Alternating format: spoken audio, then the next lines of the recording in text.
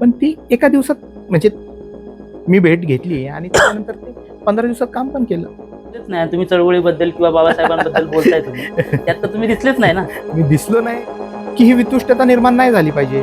जी प्रत्येक समाजामध्ये जी दरी निर्माण होत असेल, माणसामध्ये दरी निर्माण होत असेल, ती दरी निर्माण नाही. आंबेडकरी समाज आणि बाकीचा समाज हा कुठेतरी वेगळा झाला असं पण वाटतं ना. तर लोणावळ्यात अशी परिस्थिती आहे का? म्हणजे आवड आहे किंवा माझा जो काही निर्णय असेल तर मला सुरेखाताईंचं नाव आणि सर्वांच्या तोंडून आम्ही ऐकतो. असं म्हणजे तुम्ही नमस्कार, MPN मराठी बिंदास बोल या कार्यक्रमामध्ये तुम्हा सर्वांचं पुन्हा एकदा स्वागत आहे. मित्रांनो, आपण तुमच्यासाठी लोणावळा शहरातील विविध कामामध्ये, विविध गोष्टींमध्ये किंवा विविध क्षेत्रांमध्ये काम करणाऱ्या लोकांना तुमच्या समोर आणत आहोत. त्यातच आज आपण अशा एका व्यक्तीसोबत आहोत जो त्याच्या जीवनामध्ये चळवळीतनं वर आला. लहानपणापासून ज्याच्या जीवनामध्ये संघर्ष आहे.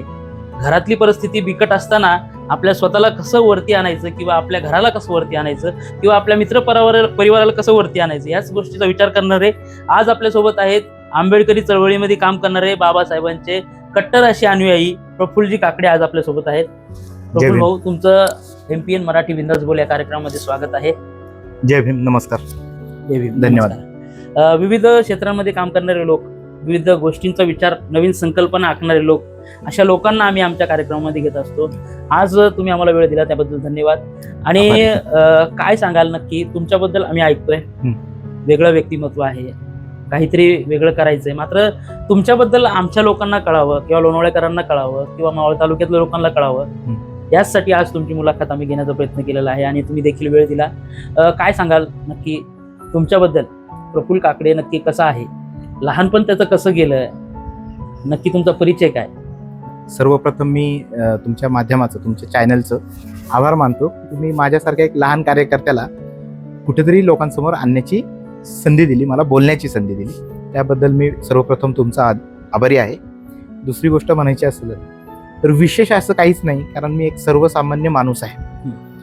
सर्वसामान्य यासाठी म्हणतो की विचाराने पण आणि वागणुकीने पण, आणि ज्या समाजातून मी आलोय त्या समाजातून एक सर्वसामान्य माणूस, सर्वसामान्य कुटुंबातला एक असा व्यक्ती आहे. तुमचं नाव अनेक लोकांकडनं येतंय, अनेकांची कामं करून देत आहे. असेल माझं नाव, कारण मुळामध्ये तुम्ही माझ्या बाणाविषयीचं जे बोललात तर माझी जडणघडण एक मध्यमवर्गीय कुटुंबामध्ये झालेली आहे. माझे आई वडील, माझी आई गृहिणी आणि माझे वडील बांधकाम व्यावसायिक त्या कामामध्ये होते. अशा कुटुंबामध्ये माझा जन्म झाला आणि मी बौद्ध समाजाचा असल्यामुळे मला बाबासाहेबांच्या चळवळीचं जे बाळकडू मिळालं आमच्या आईच्या कुटुंबाकडून, तर त्यामुळं जे काही संस्कार झाले ते संपूर्ण आंबेडकरी विचारधारेचे आणि भगवान बुद्धांच्या विचारधारेचे संस्कार आमच्यावरती झाले आणि तसा वागण्याचा आम्ही प्रयत्न केला, आम्ही भावंडांनी, आणि त्या पद्धतीने आम्ही आमचं जीवन यापन करत आहोत. कोण कोण आहे तुमच्या घरी? माझ्या कुटुंबामध्ये आता माझी आई आहे, माझी पत्नी आहे, मी, माझा मुलगा, एक बहीण आणि तिचं लग्न झालं, आणि बाकी सर्व नातेवाईक जे आहेत, मामा वगैरे, ते सर्व मामा मावस भाऊ आम्ही सगळे इकडे गुण्यागोविंदाने राहत आहोत. मग तुम्ही आता जे चळवळीमध्ये काम करताय किंवा बाबासाहेबांच्या विचारधारेने चालत आहात किंवा तुम्ही तुमच्या सामाजिक जीवनामध्ये अनेकांना मदत करत आहात, नक्की चळवळीमध्ये काम तुम्ही सुरू कसं केलं? चळवळीमध्ये काम मी विद्यार्थी दशेमध्ये असतानापासून सुरू केलेलं आहे आणि एकमेकांना मदत करायची हाच मूळ उद्देश तथागत भगवान गौतम बुद्धांचा आहे आणि बाबासाहेबांचा आहे. बाबासाहेबांचं म्हणणंच असं आहे की आपण ज्या जाती जन्माला आले आहोत आणि त्या जातीतल्या लोकांचा उद्धार करण्यासाठी आपल्याला सतत प्रयत्नशील असलं पाहिजे आणि आपण तेच काम केलं पाहिजे. आणि बाबासाहेबांची जी चळवळ आहे, जी शोषितांची आहे, वंचितांची आहे, दुःखितांची आहे, तर त्यांचे जे काही प्रश्न आहेत त्यांचे ते प्रश्न सोडवून, ते प्रश्न मार्गी लावून त्यांना सुखी जीवन जगता येईल का, त्यांना त्यांचं जीवन व्यापन व्यवस्थित करता येईल का, उदरनिर्वाह व्यवस्थित त्यांना करता येईल का, किंवा त्यांचं जीवन जगताना ते दर्जायुक्त जीवन जगू शकतात का, हा विचार बाबासाहेबांचा आहे. आणि त्या विचाराने प्रेरित असल्यामुळंच हे आपल्याकडून आतून येतंय की कोणी जर त्रस्त दिसला तर ते पावलं नाही जात, त्याचा प्रश्न सोडवावा असंच नेहमी वाटत असतं. एक पाहिलं तर बाबासाहेबांची चळवळ तर चांगली चाललेली आहे, मग त्यात तुमचं योगदान तुम्ही कसं दिलेलं आहे? कुठल्या आंदोलनामध्ये, काय तुम्ही योगदान दिलेलं आहे आतापर्यंत? बाबासाहेबांच्या चळवळीमध्ये जी काय आंदोलनं झाली, लहानपणापासून मी आंदोलनांमध्ये सहभागी आहे, बरीचशी आंदोलनं आहेत. त्या आंदोलनामध्ये घटनेच्या संदर्भातलं आंदोलन असेल, आंबेडकरी भवनाचं आंदोलन असेल, आंबेडकर भवन दादरचं आंदोलन असेल किंवा आरक्षणाचे काही मोर्चे असतील, आंदोलनं असतील किंवा कामगारांच्या हिताचे काही मोर्चे आंदोलनं असतील, की जे बाबासाहेबांच्या समाजातली जी लोक आहेत, बाबासाहेबांचा समाज म्हणजे फक्त वंचित समाज नाही, तर बाबासाहेबांचा समाज म्हणजे हा संपूर्ण भारतीय समाज. हे पहिलं क्लिअर करायचं की बाबासाहेबांनी आपल्याला भारतीय आहोत ही जाण करून दिलेली आहे. आणि घटनेची सुरुवात पण we the people of India, आम्ही भारताचे लोक या वाक्याने झालेली आहे. म्हणजे बाबासाहेबांचा समाज म्हणजे संपूर्ण भारतीय समाज. पण त्या भारतीय समाजामध्ये जे आपल्या अधिकारांपासून वंचित आहेत, ह्या लोकांना प्रामुख्याने विशेषतः लक्ष करून त्यांचे प्रश्न सोडवण्यासाठी जे जे काही करता येईल, जी जी काही आंदोलनं झाली, त्या आंदोलनामध्ये माझा लहानपणापासून सहभाग आहे. बाबासाहेबांनी सर्वांना एकत्रच पाहिलं. आता समजा आपण भारताचे लोक, हे एक मुद्दा मोठा आहे, मोठ्या गोष्टीकडे बाबासाहेबांनी पाहिलं, सर्वांना एकत्र आणलं. मात्र त्यातल्या त्यात पण वंचित राहिलेले, शोषित राहिलेले, अत्याचार ज्यांच्यावर झाला, त्यांच्यासाठी बाबासाहेबांचे लोक जरा एका वेळीत चालत होते किंवा सर्व सोबत चालत होते. मात्र आंबेडकरी समाज आणि बाकीचा समाज हा कुठेतरी वेगळा झाला असं पण वाटतं ना. तर लोणावळ्यात अशी परिस्थिती आहे का कुठं? नाही, खरं तर तुम्हाला सांगू का, आज मी ठरवलंय की राजकारणावर बोलायचं नाही. आणि तुमचा जो प्रश्न आहे ना, तो राजकीय लोकांसाठीच आहे. म्हणजे राजकारणात नेमकं काय होतं बघा, राजकारणात होतं असं की आपल्याला जर आपलं नेतृत्व करायचं असेल किंवा पुढे यायचं असेल, तर आपल्याला कोणावर तरी टीका टिप्पणी करावी लागते, आगपाखड करावी लागते. मी किती श्रेष्ठ आहे, मी किती शहाणा आहे हे दाखवावं लागतं. दुसरा किती कमी आहे त्याला कमी लेखावं लागतं. आणि त्याच्यातून राजकारणाची सुरुवात होते, राजकारणाची. आणि समाजकारणाची जी सुरुवात होते ना, तो समाजकारणी जो माणूस असतो, जो धर्मकारणी माणूस असतो, तो या गोष्टी नाही बघत. तो काय बघतो, माणूस माणसाचे प्रश्न.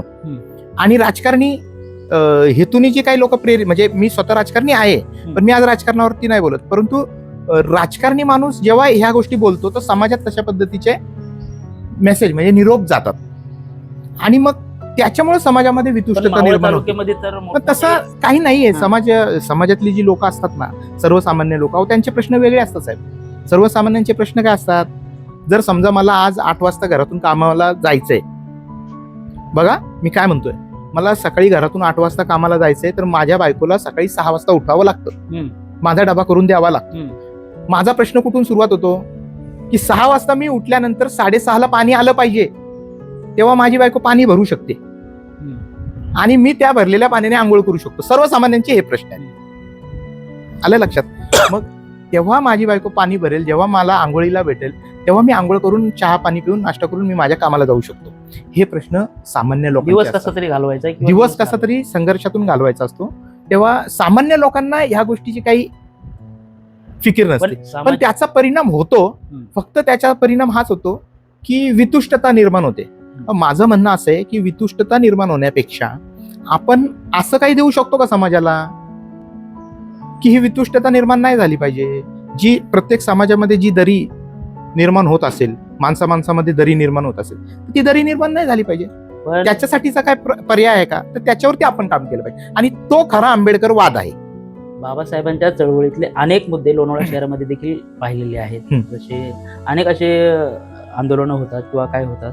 आता रिसेंटली झालेलं एक आंदोलन होतं त्या विटंबनेचं, पण त्यात तर तुम्ही दिसलेच नाही. तुम्ही चळवळीबद्दल किंवा बाबासाहेबांबद्दल बोलताय तुम्ही, त्यात तर तुम्ही दिसलेच नाही ना. मी दिसलो नाही हे बरं झालं, म्हणजे तुम्ही सांगितलं की मी दिसलो नाही.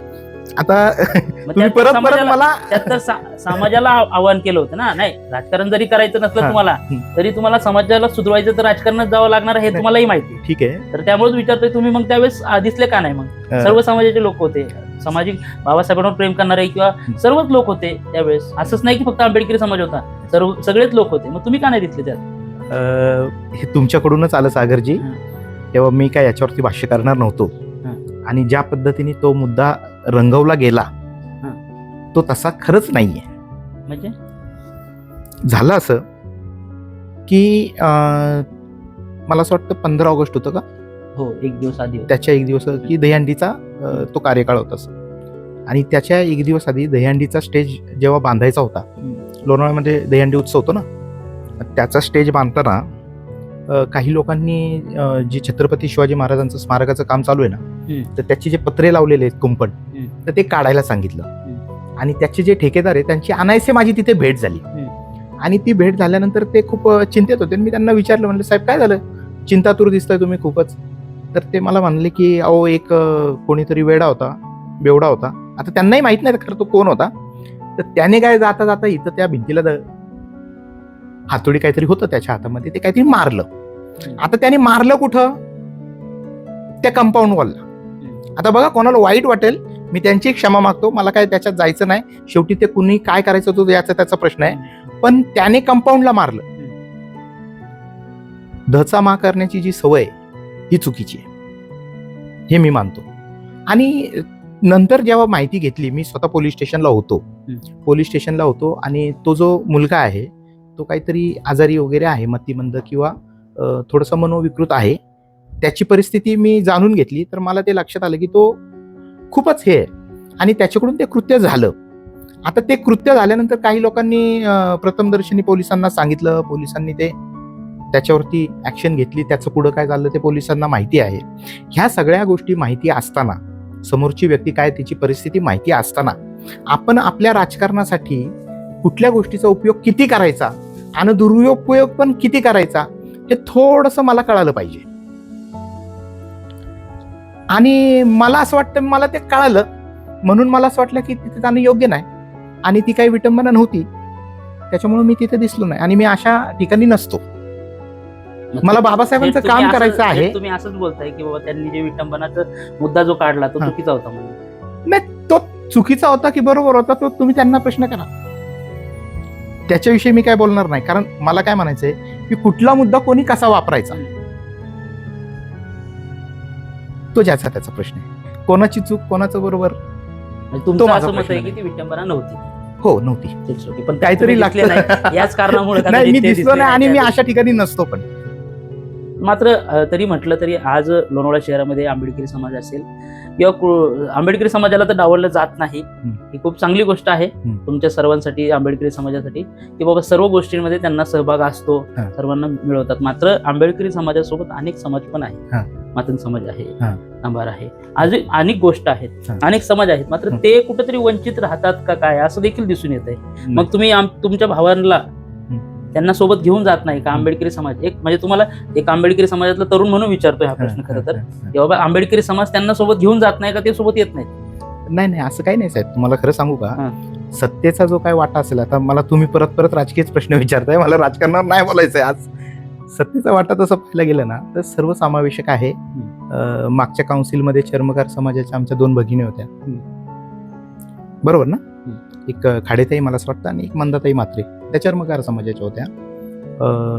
हिंदू खाटीक समाजाचे आमचे गोणेसाहेब होते, मी पण ती इलेक्शन लढवलं होतं.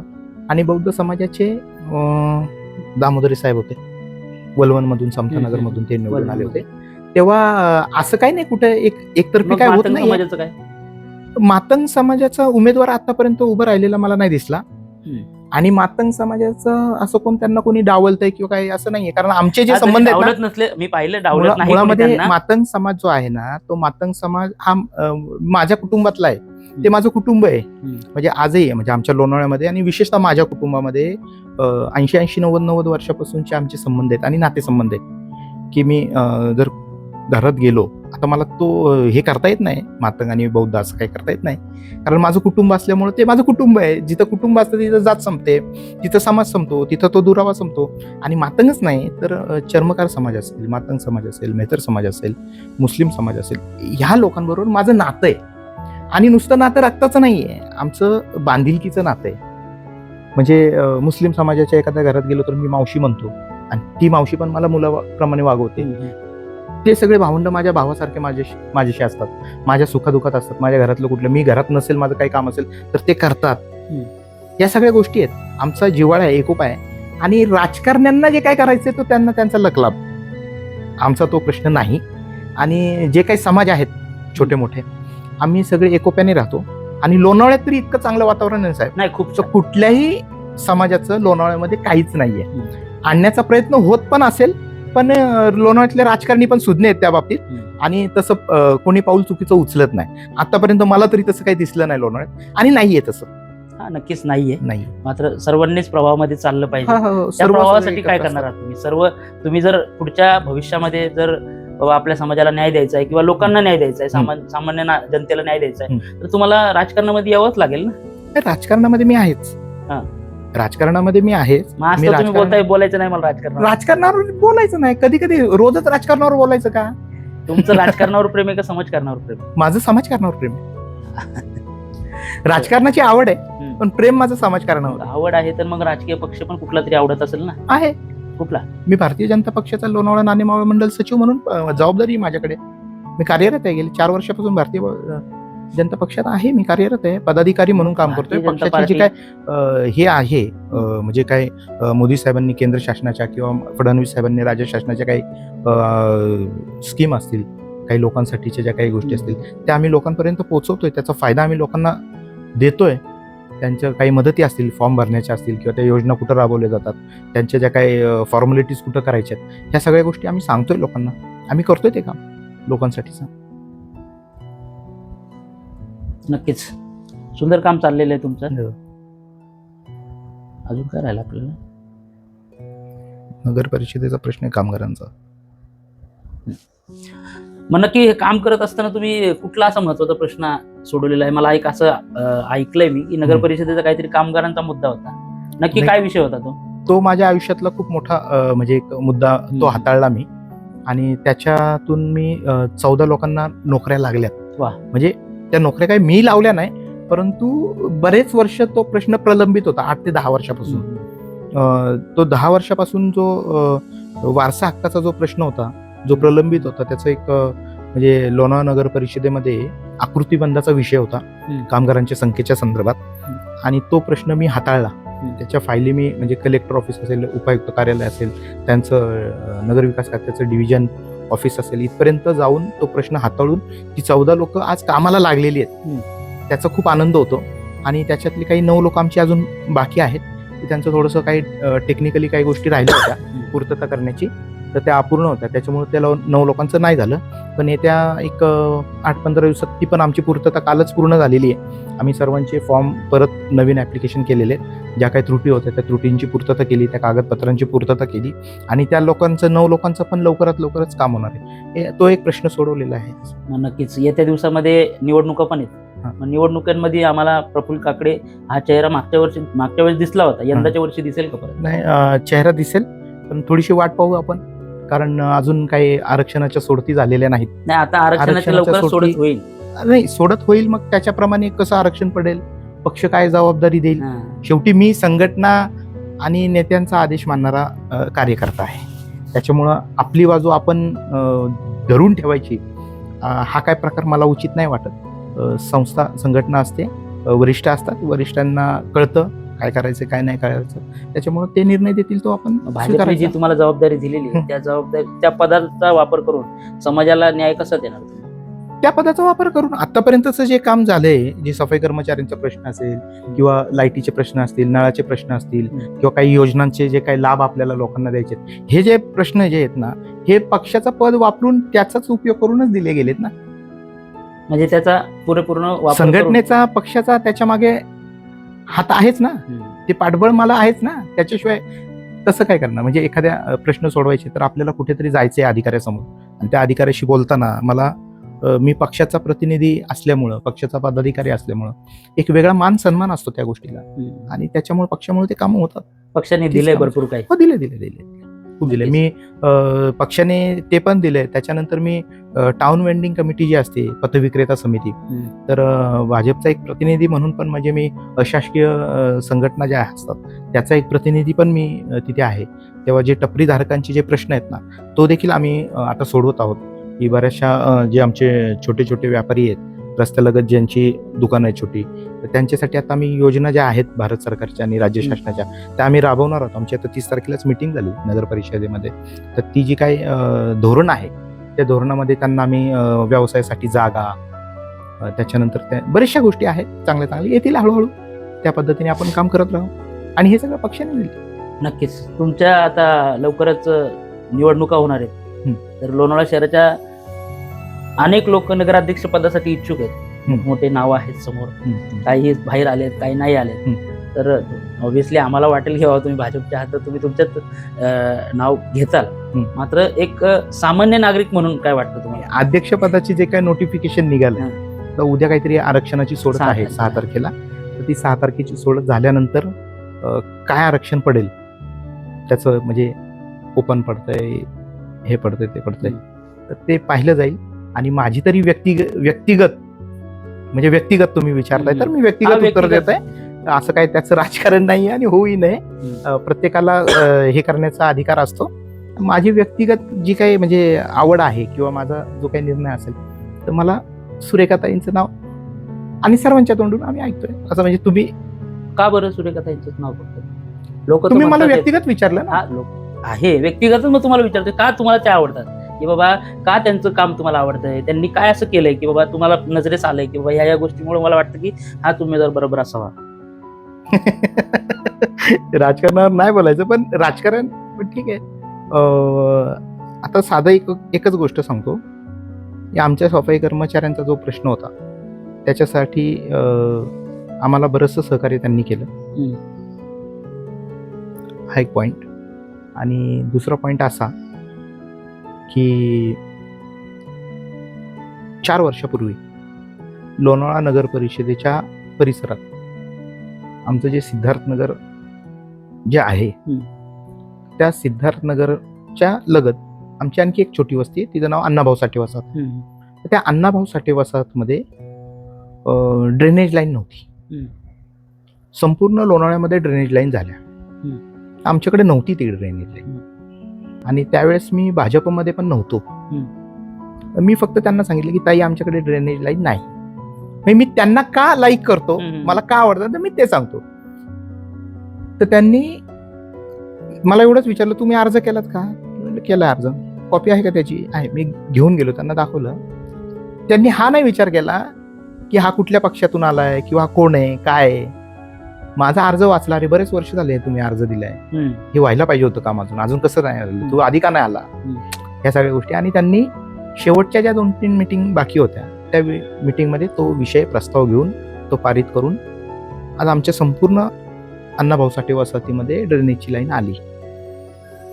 ही खरं तर 20 वर्षापूर्वीच यायला पाहिजे होती, पण ती एका दिवसात म्हणजे मी भेट घेतली आणि त्यानंतर 15 दिवसात काम पण केलं. आणि म्हणून मला ते व्यक्तिगत आवडलेलं आहे. हा माझा व्यक्तिगत विषय आहे. बाकी कोणाचं काय असेल ते तुम्हाला नाही माहिती. नक्कीच येत्या निवडणुकीमध्ये आम्ही तुम्हाला पाहू आणि तुम्हालाही शुभेच्छा की जर तुमचं काय पुढचं प्लॅनिंग असेल तर नक्कीच ते देखील प्लॅनिंग सक्सेस हो. धन्यवाद. आणि तुम्ही आम्हाला वेळ दिला. राजकारणावर बोलायचं नाही असं मी ठरवलं होतं, पण तुम्ही पत्रकार ऐकत नाहीत. नाही राजकारण आता तुम्हाला जगासाठी काम करायचंय, समाजासाठी काम करायचंय तर समाज सुधारण्यासाठी राजकारणात येणं आणि त्यात राजकारणात राहून समाजकारण करणं हेच खरं काम आहे आणि खरं टास्क तो आहे. मात्र तो टास्क राजकीय लोकांकडनं होत नाही, तरी तुम्ही प्रयत्न करताय तो करण्याचा. तरी धन्यवाद आपण दिलेल्या वेळासाठी. खूप खूप. MPN मराठी बिंदास बोलमध्ये सुंदर अशा व्यक्तिमत्वाशी आज आपण भेट केलेली आहे. असेच नवनवीन व्यक्तिमत्व तुमच्यासाठी आम्ही घेत येत जाऊ आणि तुम्हालाही त्या गोष्टीपासून काहीतरी इन्स्पिरेशन भेटेल किंवा लोणावळ्यासाठी किंवा मावळ तालुक्यासाठी नक्की काय नवीन होणार आहे हे देखील कळत राहील. धन्यवाद.